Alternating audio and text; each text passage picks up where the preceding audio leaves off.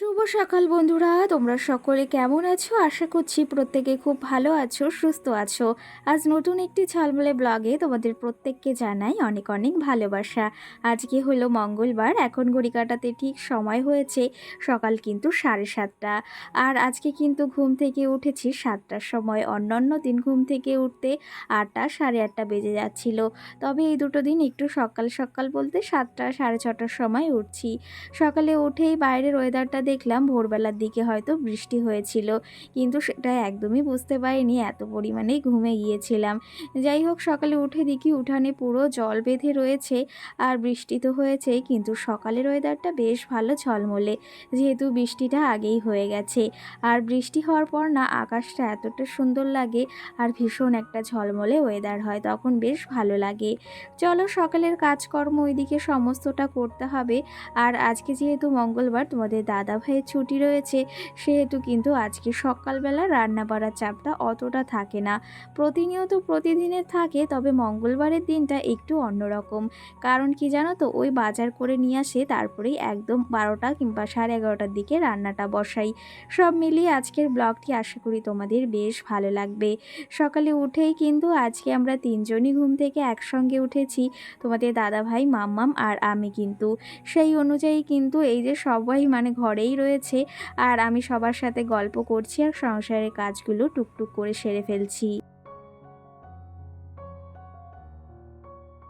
আর কি জানো তো, যেহেতু আমি মালের কাজ করি, সেহেতু ঘর বাড়িতে একটু ধুলো পড়ে, তো সেই জন্য কিন্তু একটু মোছামুছি প্রত্যেক দিন করতেই হয়। আর সঙ্গে তো প্রত্যেক দিনে যদি এই কাজগুলো না করি, তাহলে ঘর বাড়ি কিন্তু একদম নোংরা হয়ে যাবে। আবার কয়েকদিন বাদে বাড়িতে অনুষ্ঠান বলতে প্রত্যেকেরই বাড়ি অনুষ্ঠান আছে। সেদিন হচ্ছে ভাইফোঁটা, হয়তো শুক্রবারে ভাইফোঁটা পড়েছে। তার আগে ভেবেছি ঘরদোর একটু সুন্দরভাবে পরিষ্কার করে গুছিয়ে নেব, কারণ তখন ননদ আসবে, তারপরে ভাগ্নে ভাগ্নি আসবে। আমার মাম্মাম এবছরে কিন্তু দ্বিতীয় বছর এবারে হবে, ওর দাদা ভাইকে ভাইফোঁটা দেবে। তার আগে তো কিছুই বুঝতো না, আগের বছর রাখি পরিয়েছিল, ভাইফোঁটাও দিয়েছিল, তবে এবারও দিদিরা আমাদের বাড়িতে আসবে। সবটাই তোমাদের সঙ্গে আশা করি শেয়ার করব। কি জানো তো, বাড়িতে যখন কোনো আত্মীয় বা কেউ আসে, তখন বিশেষ করে খুবই ভালো লাগে। আর দিদি কটা দিন আগে ঘুরে গেছে, এখন আবার আসবে, সত্যি কথা বলতে ভীষণই ভালো লাগছে।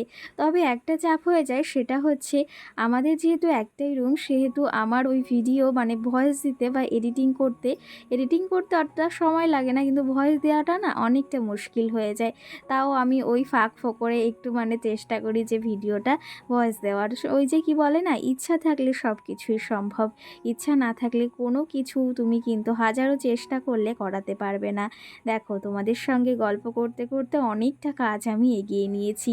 এদিকে কিন্তু ওই বাড়ির পাশে একটা ভাইয়ের ছেলে এসেছিল, সেও এসে গল্প করছিল আমাদের সঙ্গে, আর সেই অনুযায়ী গল্প করতে করতে ঘরের কাজ আমি এগিয়ে নিয়েছি।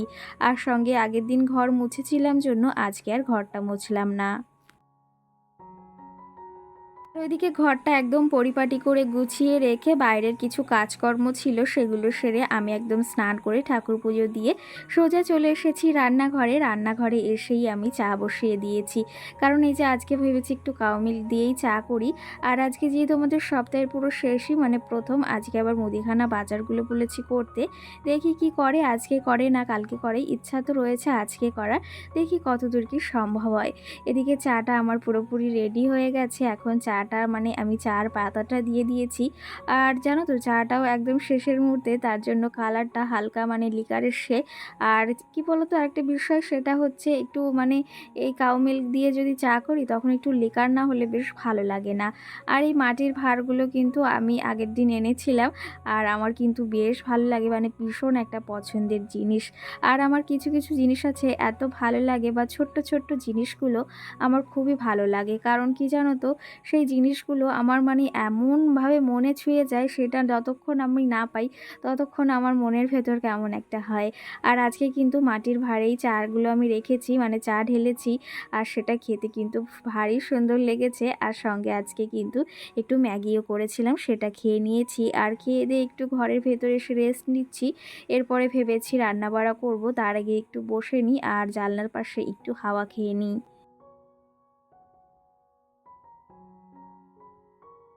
দিনের ভিডিওতে স্বপ্না না স্বপন বলে একজন আমাকে কমেন্ট করেছে। সে আমাকে কমেন্ট করেছে, আমি তোমার নিউ সাবস্ক্রাইবার হলাম দিদিভাই, অসংখ্য ধন্যবাদ। হয়তো একটা বোনই হবে।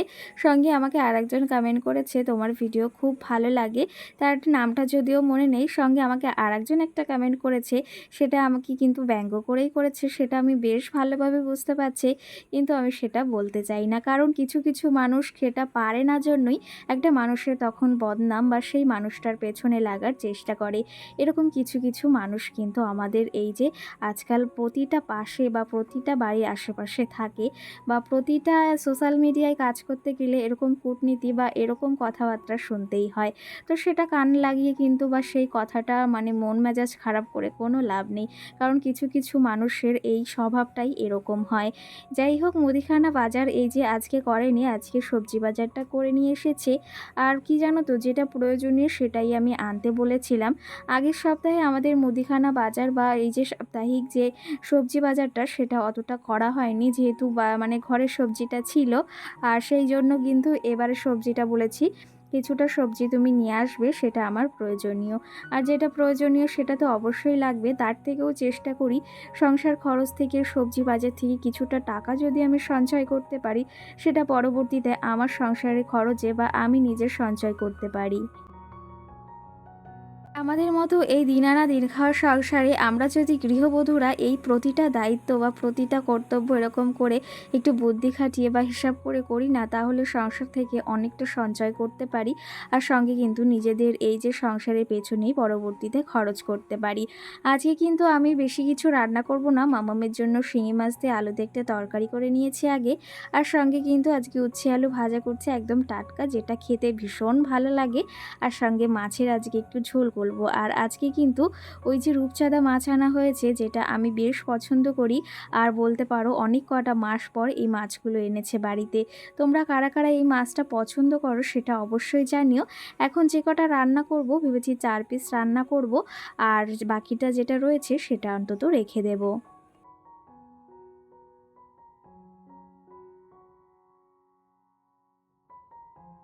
একটা বিষয় কি জানো তো, মাছ আমি অতটা পছন্দ করি না, কিন্তু কিছু কিছু মাছ আছে যেগুলো আমি বেশ পছন্দ করি। যেরকম এই মাছটার সঙ্গে লোটে মাছ, চিংড়ি মাছ, তারপরে এইসব মাছ আমার বেশ ভালো লাগে। কিন্তু যেগুলো বিলে চাষ হয় বা বিলে হয় সেই মাছগুলো একদমই আমি খেতে পারি না, বা সেগুলো দেখে আমার মানে ভালো লাগে না, সেরকম একটা ব্যাপার। কিন্তু সবার তো সব রকম নয়, সবার এক এক ধরনের এক একটা পছন্দ রয়েছে, এক একটা ভালো লাগা রয়েছে, যেটা আমার কিন্তু সবসময় ভালো লাগে না। এক একটা মানুষের এক এক রকম পছন্দ। তো আজকে মাছ দিয়ে ভেবেছি একটু আলু মোটা মোটা করে কেটেছি, সেটা দিয়েই ঝোল করব। আর সঙ্গে কিন্তু সকালে আজকে রুটি এনেছিল, সেটাই খাওয়া দাওয়া করে ভেবেছিলাম যে ভাত তো আগেই হয়ে গেছে, তো ভাত শুধু ডিম ভাজা দিয়ে কিংবা মাছ ভাজা দিয়ে খেয়ে নেব, তবে সেটা আর হলো না। তো তোমাদের দাদাভাই দেখি রুটি নিয়ে এসেছে, তো সেই রুটিটা আর সঙ্গে সবজি একটা ডাল ছিল, দারুণ খেতে ছিল কিন্তু।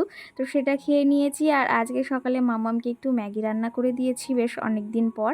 আর সঙ্গে কিন্তু সকালে চাটাও খাওয়া হয়ে গেছে। এখন ঘড়ি কাটাতে ওই বাজে হচ্ছে 11টা মতো। তবে রান্নাবাড়া বসিয়ে দিয়েছি, আর রান্নাবাড়া প্রায় কিন্তু শেষের মুহূর্তে। এখন রান্নাবাড়া করে একটু খাওয়া দাওয়া করে তারপরে ভেবেছি একটু রেস্ট নেব। আর আজকে মালের চাপটাও নেই, সেই জন্য ভেবেছি একটু সময় পেয়েছি, সেই জন্য একটু বাড়িতে বসে এডিটিংয়ের কাজটাও করব, আর সঙ্গে একটু নিজের জন্য সময়টাও বের করব। প্রতিদিন তো এই সকাল হলে আর রাত হলে ওই যে কি বলবো, মানে কাজের চাপ, বা প্রতিটা সময় কিন্তু আমাদের কাজের চাপ প্রচুর পরিমাণে। তো সেই অনুযায়ী চেষ্টা করি তার ভেতরেও একটু নিজের জন্য সময় কাটানোর। কারণ কি জানো তো, নিজের জন্য যদি একটু সময় না বের করা যায় না, তাহলে কিন্তু কোনো কিছুতেই ভালো লাগে না। মাঝে মাঝে এতটা কাজের চাপ বা এতটা মালের চাপ হয়, তখন কিন্তু কি বলবো, মানে ভীষণ কষ্ট হয়ে যায়। তাও কিন্তু মানুষ দুটো পয়সার জন্য কত কিছুই না করে বলো তো। পেটের দায়ে মানুষকে কিন্তু সব কিছুই করতে হয়, বা সময় মানুষকে সব কিছুই শিখিয়ে দেয় মানুষকে। কিন্তু এই সময় বা মানুষকে কিন্তু ওই পয়সাটাই কিন্তু মানুষকে পরিবর্তন করায়। দেখো তোমাদের সঙ্গে গল্প করতে করতে আমার রান্না বাড়া কিন্তু একদম কমপ্লিট করে নিয়েছি। আর আজকে রান্না করেছি কি কি সবটাই তোমাদেরকে শেয়ার করবো। আজকে উচ্ছে আলু ভাজা করেছি, সেটা তোমাদের দেখিয়ে দেবো। সঙ্গে কিন্তু আজকে মাছের একটা ঝোল করেছি, আর মামামের জন্য শিঙি মাছ দিয়ে আর পেঁপে দিয়ে একটা তরকারি, আর সঙ্গে তো সাদা ভাত রয়েছেই আর স্যালাড। তো আজকের আমাদের মঙ্গলবারে এই মেনু। আর আগের দিন যেহেতু চিকেন খেয়েছিস সানডেতে, সেই জন্য আমি বলেছি আজকে আর চিকেন এনো না, কারণ আগের দিন খেয়েছি। আর চিকেন জিনিসটা এমন না, প্রতিটা দিন ভালো লাগে না, কিছু কিছু সময় এতটা ইচ্ছা হয় খেতে, সেই অনুযায়ী কিন্তু খেতে ভালো লাগে। প্রত্যেক দিন কিন্তু এক খাবারও আমাদের ভালো লাগে না, প্রত্যেক দিন কিন্তু এক ওই যে তরকারিও আমাদের খেতে ভালো লাগে, সেরকমটাই কিন্তু ব্যাপারটা হয়েছে। যাই হোক, আজকের মেনু আমাদের এই ছিল। আর তোমাদের আজকে কি কি রান্না হয়েছে, আর তোমরা কিন্তু চলে এসো, অবশ্যই একটা কমেন্ট করে জানিও।